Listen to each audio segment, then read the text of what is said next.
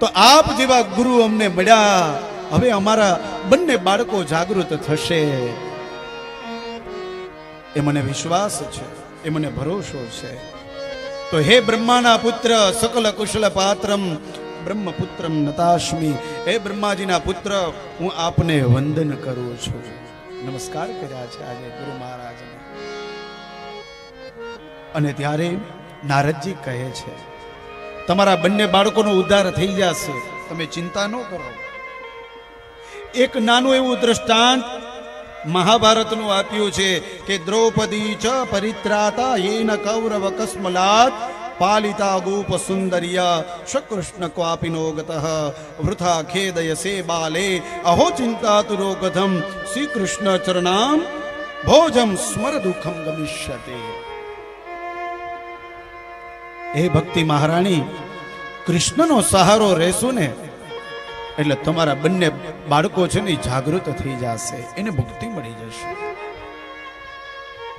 તો દ્રષ્ટાંત તો કે જ્યારે પાંડવો કૌરવો પાસે જુગારમાં બધું જ હારી ગયા, આપણને ખબર છે, અને છેરે છેરે તો એ દ્રૌપદીને પણ હારી ગયા જુગારમાં. એ ભર સભામાં ભીષ્મ દાદા બેઠા છે, ગુરુ દ્રોણાચાર્યજી બેઠા છે, આ બાજુ પાંડવો બેઠા છે, ઘણા બધા ધનુર્ધારુ યોદ્ધાઓ બેઠા છે.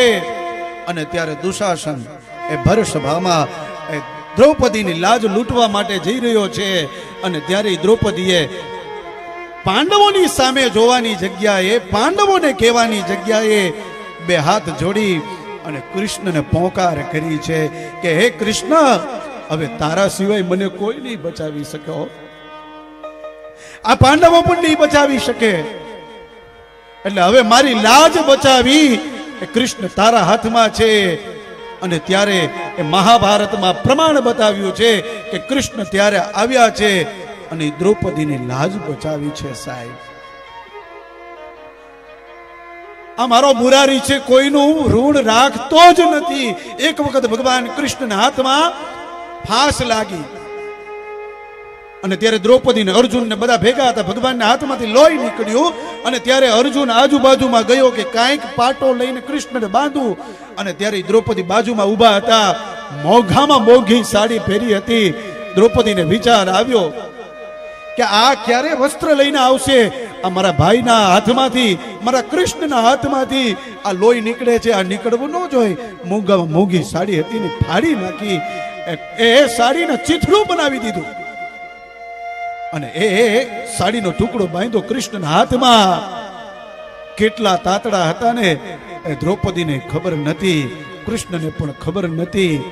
પણ એ તાતડાના હજારો ગણા તાતડા કરી, અરે લાખો ગણા તાતડા કરી. અને જ્યારે દુશાસન ભરસભામાં જ્યારે લાજ લૂંટતો હતો ને ત્યારે કૃષ્ણએ એ બધું જ પરત આપી દીધું. એ કૃષ્ણ છે, એ મુરારી છે, એ કોઈ દિવસ ઋણ માથે રાખતો જ નથી, એ આપી દે છે.